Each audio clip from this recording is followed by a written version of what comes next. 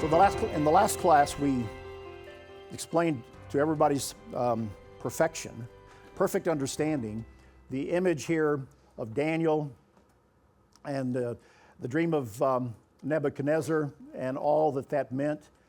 And we're ready to go into chapter 3.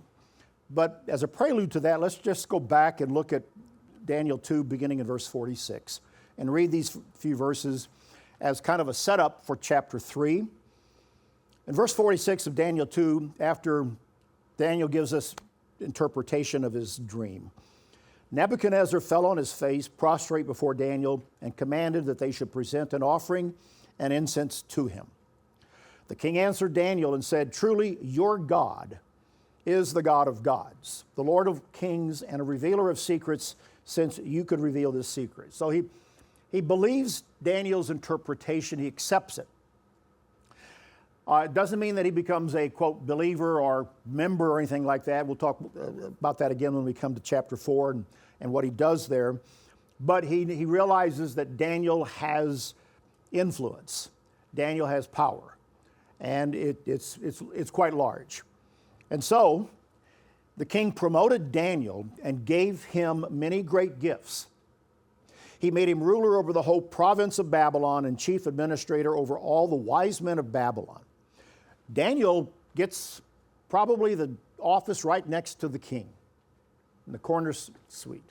They're the C-suite, as we say in business today. And he has quite an influential position. He's over the whole province of Babylon and over all the wise men of Babylon. Now, understand that human nature is human nature, and those wise men probably are not too happy with that this Jewish slave is now over them. But as long as Nebuchadnezzar is alive, there's not much they can do about it. They have to live with it. Daniel becomes quite influential. Now, he did something else in verse 49. He petitioned the king, and he set Shadrach, Meshach, and Abed-Nego over the affairs of the province of Babylon, but Daniel sat in the gate of the king. Now, the gate, in biblical reference and in the ancient world, is kind of, what it means is it's the chief administrative building. The gate of the city, but a gate was not your typical gate as we think of a gate today on a piece of property, rather small. A gate to an ancient city in like Babylon was a massive building through which people walked underneath, but everything around it held offices. It's kind of like a courthouse and a chief administrative center. So when Daniel sat in the gate of the king, it tells you that he's right there next to the king, where the king goes in every day into his office, and he's got quite a bit of influence. Now, it seems then that Shadrach, Meshach, and Abed-Nego are not where Daniel is. Now, Daniel's down here in Babylon, and they're over the province of Babylon. They're outside. They're probably away from the city, very likely away from the city, and they have very important jobs. Provincial governors would be the way to look at that. And why is that important? It's important because when we open up chapter 3, we have a different story going on now. And this is what happens with chapter 3, which we all know is the famous story of the 3 men being cast into a fiery furnace because they will not bow down to this image that King Nebuchadnezzar creates and commands everybody to bow down to. And it's a story of faith. It's one of the more well-known stories of the book of Daniel, where it's the stuff of Sabbath school lessons, and everybody knows this story. It's a story of idolatry. And for our frame of reference, we should recognize that it has a lot to teach us about how we give in to idols of the modern world. How many of you have ever been tempted to bow down to some big idol, some big image? Probably none of us. I never have. I was not raised Catholic, so I didn't bow before any statue in a Catholic church or an icon if you were Orthodox. That was not part of my religious training even before he came into the church, and certainly not after coming into the church. We have no idols, we have no images by which that we use to worship God. And so, yet here in this story, that is the case. It is a story of idolatry, and whether or not you and I bow down to the idols that come our way. So let's get into it, with that a bit of a background. And we're about 8 years removed from that story of chapter 2. So a few years have gone by. Chapter 3, verse 1. Nebuchadnezzar the king made an image of gold, whose height was 60 cubits and its width 6 cubits. He set it in the plain of Dura, in the province of Babylon. And so it's probably best understood as somewhere outside probably the walls, the gates of the city of Babylon, but in the province, near the capital. The king's not going to go too far himself. And he creates an image of gold. Now, this particular image might give you some idea of what it could have looked like. Did it look like the one image that Daniel interprets?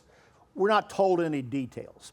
It just says that he is given an image of, he makes an image of gold. Silver's not mentioned, bronze is not mentioned, iron's not mentioned. Was it pure gold? Probably not. It probably made of wood or some other material and overlaid with gold would be probably the better way to understand it. But it's a big image. It's large. He is set up. And verse 2 tells us, Nebuchadnezzar sent word to gather together the satraps, the administrators, the governors, the counselors, and the treasurers, the judges, the magistrates, and all the officials of the provinces to come to the dedication of the image which King Nebuchadnezzar had set up. So this is a listing of just about every governmental official within the empire of Babylon. This is quite a gathering. This is virtually every title: a governor, a secretary of agriculture, the treasurer, other civic leaders of these regions and areas that compose the whole empire of Babylon at the time. And they are brought. And it says in verse 4, a herald cried aloud, "To you it is commanded, O peoples, nations and languages." And the Babylonian Empire was made up of different nations and languages. That at the time you hear the sound of the horn, flute, harp, lyre, and psaltery, and symphony with all kinds of music, you shall fall down and worship the gold image that King Nebuchadnezzar has set up. Whoever does not fall down and worship shall be cast immediately into the midst of a burning fiery furnace. So at that time, when all the people heard the sound of the horn, flute, harp, and lyre, in symphony with all kinds of music, all the people, nations, and languages fell down and worshiped the gold image which King Nebuchadnezzar had set up. That takes us through verse 7. Now, why is this? What's behind this? Why was Nebuchadnezzar moved to create an image? Was it his ego? Did he after 8 years, did he kind of mull over what Daniel had told him about his dream and begin to get maniacal ideas about his own grandeur and his person? Forget any humility that he might have had through the experience. Is that what happened? Or is there something else working? Well, look at what we are told. This is a loyalty oath. These officials are brought in, and they are not given any choice but to bow down. Now, the bowing down is a symbol of obedience. Nebuchadnezzar has built the image. It represents something about, the religion, the kingdom, probably his own persona. So I do think there's a bit of his ego mixed into this. But there's something else working here that is not explicitly told us in the text. And other scholars have pieced together from other pieces of the Bible and records from the time of Nebuchadnezzar. Understand this. Archaeologists through the recent years, or within the last 100 to 150 years, let's say, of a period of modern archaeology, they have extensively dug up the ancient city of Babylon. If you chose to go to Iraq today, which I don't, I'd love to see Babylon. I don't think I ever will in this lifetime.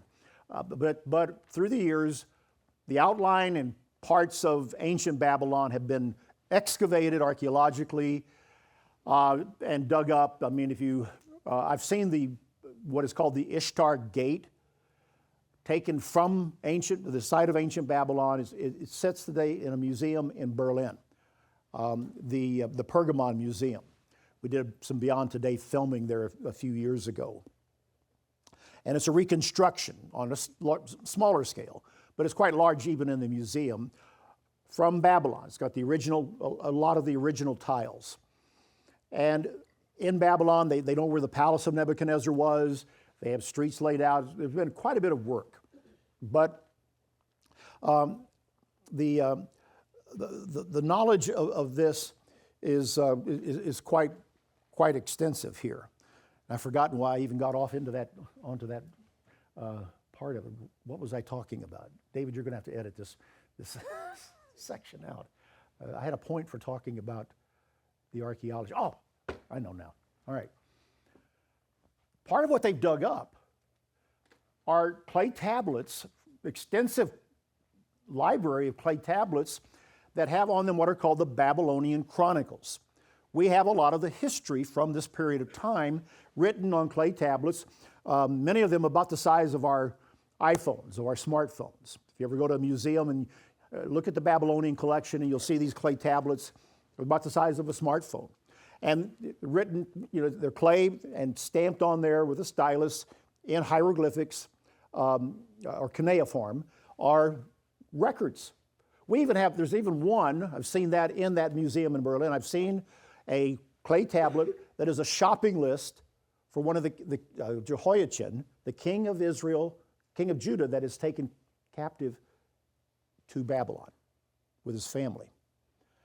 And there's a clay tablet that's essentially a shopping list from Trader Joe's or Walmart, really, for provisions for the king's family. So that tells us, yeah, there was a king, and he was in Babylon. The record's right. But we also know the record of Nebuchadnezzar's time and others as well. And here's what we know. There was a revolt. There was a rebellion in the provinces at the time. And we have even an allusion to this in the book of Jeremiah, chapter 51. Jeremiah 51, beginning at verse 59, there's a prophecy that Jeremiah writes on a scroll, and he sends to Babylon through the hand of a servant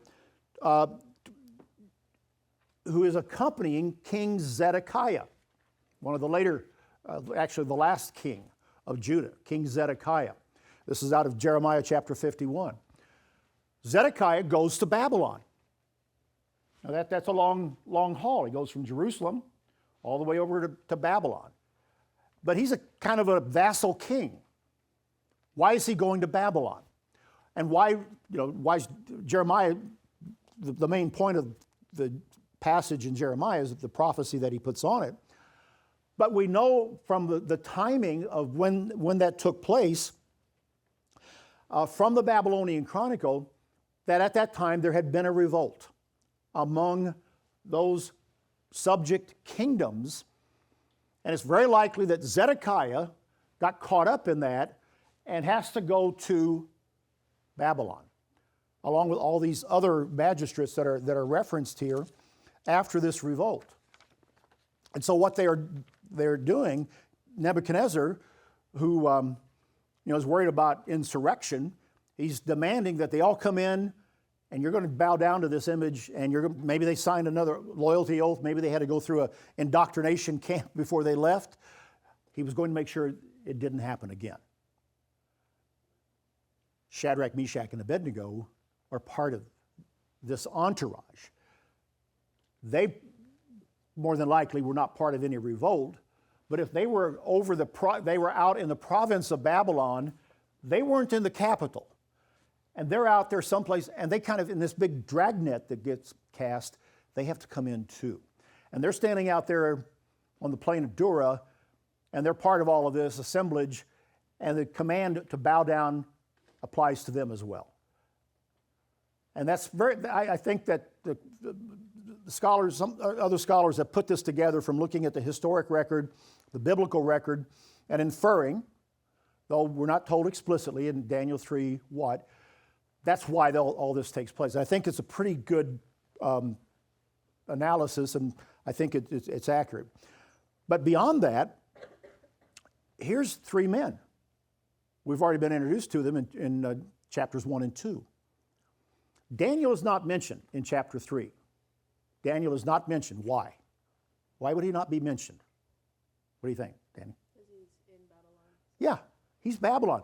He's at the king's gate. He didn't rebel. He wasn't part of it. He probably was in the king's office when word came about this rebellion. He's not required to bow down. That's a good supposition as to why he's not part of the story. But the three friends, the three amigos, Shadrach, Meshach, and Abed-Nego are. And so, let's read on. Therefore, verse 8, at that time, certain Chaldeans came forward. Let's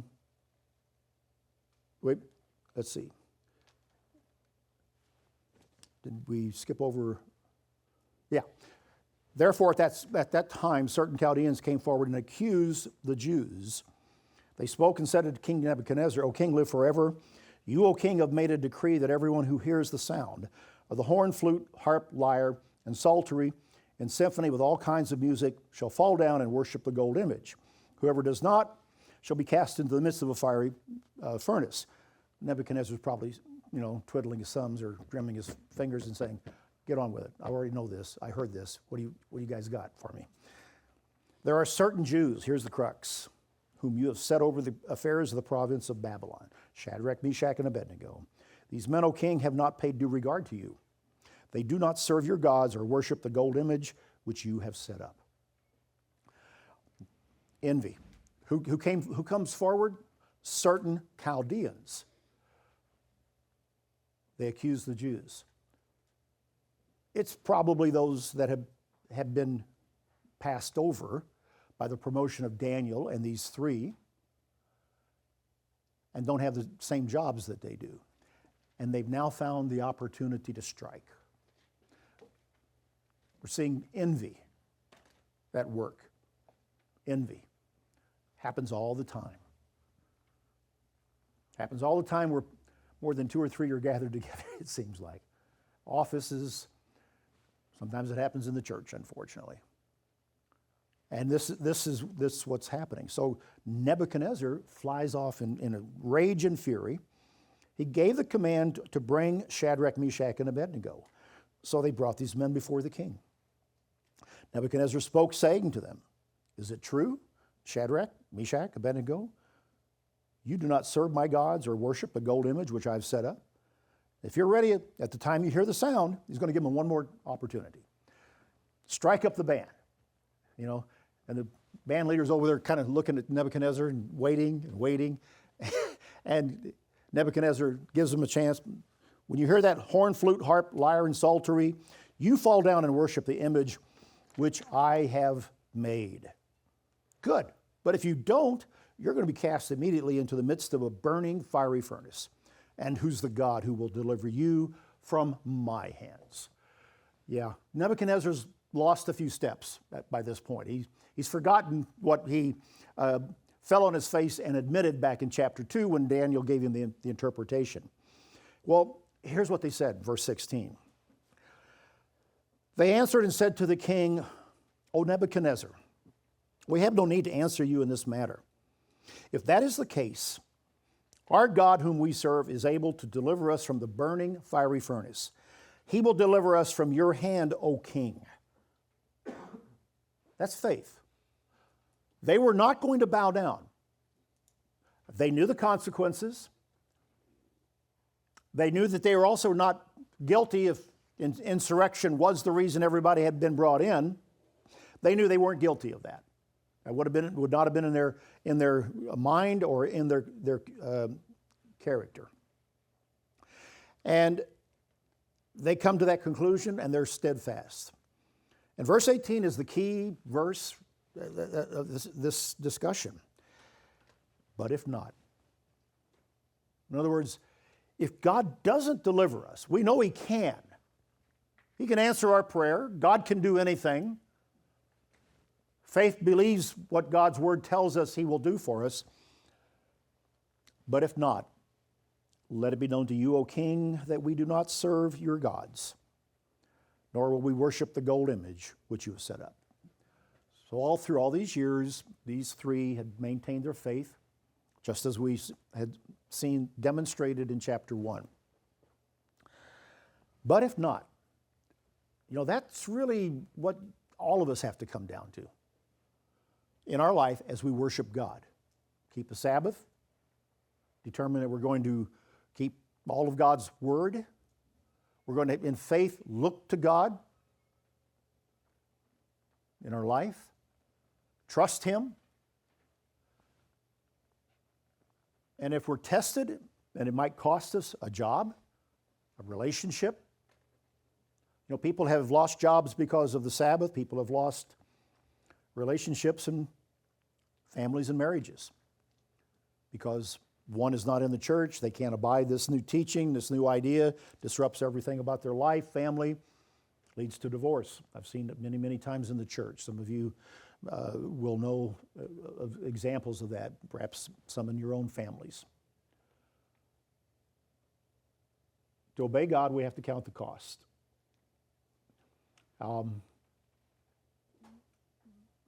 But if not, we set ourselves on a path of life when we are baptized, when we come to know God and we commit through repentance, faith, and baptism to live this way of life, and understanding that it may come to cost. Now, there's another thing that's at work here. Notice that, as we've said, it's Shadrach, Meshach, and Abed-Nego. In the story of the first two chapters, Daniel's been the leader, hasn't he? It's Daniel that seems to be the spokesperson for the group. There's four amigos, but Daniel's the one that goes to the king. Daniel's the one that goes to the chief of the eunuchs. But now these three are on their own. Daniel's not around.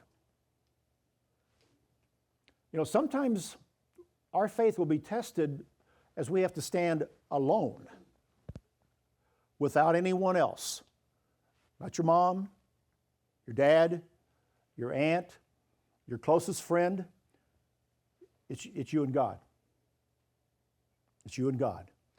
It's not all the comfort of what you've had in a home, everybody's in the church, camp environment that's in the zone and everything else. No, we're out on our own. We have to make this decision. We have to tell the employer, I can't be there. I won't be there. You have to make a decision about your life, your career, whereby if you go this particular route, the Sabbath is going to ultimately be a conflict. And if you are going to accomplish what you think you can or want to do, you will have a choice between the Sabbath, God's law, and not. And it's your decision. You're 19. You're 29. Whatever. It's your decision. A wise parent will let you make that decision. If you're 19 or 20, a wise parent will let you make that decision and say, I've taught you. I've been an example to you. It's yours now. You're going to own it. And you're not going to blame me if you lose out on the opportunity because you obey God. You'll know why. There'll come a time when you will have to face that yourself. You'll face your fiery furnace. And nobody else will be there to really help you make it. Sure, I mean, people will be praying for you and encouraging you, but you've got to make that decision. And you can't rely on the strength of somebody else. You have to be strong. That's where these three young men were. That's how life is sometimes. And they said, we're set. We're determined. Sometimes that's called the moment of truth. Truth about yourself, truth about God, truth about how you are going to live, truth about what you really do believe. Well, this just, again, Nebuchadnezzar flies off. He's just insane with anger. He was full of fury. The expression on his face changed toward Shadrach, Meshach, and Abed-Nego. He spoke and commanded that they heat the furnace 7 times more than it was usually heated. There's probably a number of people that are watching this confrontation. He knows these three from their years of experience and from he remembered chapter 1, that they were with Daniel, that they had, didn't follow the instructions, came out okay, but he cannot lose face. He commanded certain mighty men of valor who were in his army to bind the three, casting them into the burning fiery furnace. Verse 21, these men were then bound in their coats, their trousers, their turbans, their other garments, and they were cast into the midst of the burning fiery furnace. Heated 7 times hotter. 7 times hotter. It was so hot that the flame of the fire killed the men who took them up, which gives you an indication the furnace like that would have been a very large kiln. And the opening would have been probably several feet up and maybe up a ramp or some other type of system where they were carried up and thrown into and then down into the depths of the furnace. But it was so hot that it killed the men that carried them. And these 3 men, Shadrach, Meshach, and Abed-Nego, fell down, bound, into the midst of the burning fiery furnace. Would have been, before they even hit that hot, it should have been burned up, vaporized. Then King Nebuchadnezzar was astonished, and he rose in haste and spoke to his counselors. Did we not cast 3 men bound into the midst of the fire? They answered and said to the king, true, O king. Look, I see 4 men, loose, walking in the midst of the fire, and they are not hurt. And the form of the 4th is like the Son of God. Now, what did they see? Some feel that this was the pre-incarnate Christ. Some feel it's an angel. Text is not clear. The NIV translation says that a son of the gods, little g. And so the Aramaic explicitly is like a son of the gods, little g as well. And so, again, it's not clear as to what it is. It could be an angel as well, or some other spirit being. I lean toward that it was, was like the Son of God and would have been the one who became Christ. That's how I lean toward it, and there to encourage them. The 4th man in the fire in this way. But it was, whatever it was a demonstration, obviously, of God's presence, God's protection. And we read this and we get kind of a full picture of faith. Yes, God can deliver, but we have to go into a trial. We have to face a difficult situation, but if not. In other words, whatever the consequences, whatever the decision of the person and the context of the situation we're dealing with, we're not going to compromise. We're going to hold to our conviction, our values, our understanding of God's way of life, and we're going to live that. We're not going to give in. There's all kinds of idols in our modern world. Status, prestige, money, position. Personality cults that we would like to be like. Sports are idols. Anything that comes between us And the worship of the true God, based on his way of life, can become an idol. As I said at the beginning, I've never been confronted with an idol to bow down to it. The only time I've ever been into a Catholic church in any type of service was when one of my cousins got married when I was a kid. He married a girl, and he converted to Catholicism, so they had a Catholic wedding, and I went with my family, and they had to go and pray to the Virgin Mary and receive communion, whatever, and everybody else that was Catholic in the church knew when to get up, sit down, and it was I thought, boy, this thing will never end. It just went on and on and on and on. And it was quite elaborate, full mass and everything. But they had to go, part of it, they had to go and light a candle before a statue of the Virgin Mary. And of course, you've seen pictures of people bowing down to, icons and other things. And we don't do that necessarily. You go to Asia and you see a lot of that, a lot more of that. In the paganism of Buddhism and Hinduism in Asia. But our idols are different. We're subtle.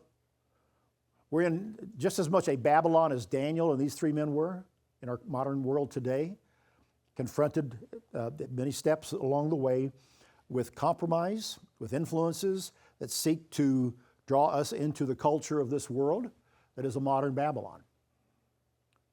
And again, sometimes the temptation, the problem is going to draw us into something that can be a deal breaker in terms of our faith.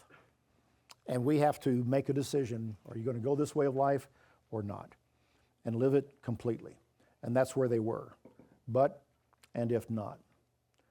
And so Nebuchadnezzar goes to the mouth of the fiery furnace and he speaks, saying, Shadrach, Meshach, and Abed-Nego, servants of the Most High God, come out and come here. And they came from the midst of the fire. Verse 27, the satraps, administrators, governors, and the king's counselors gathered together, and they saw these men on whose bodies the fire had no power.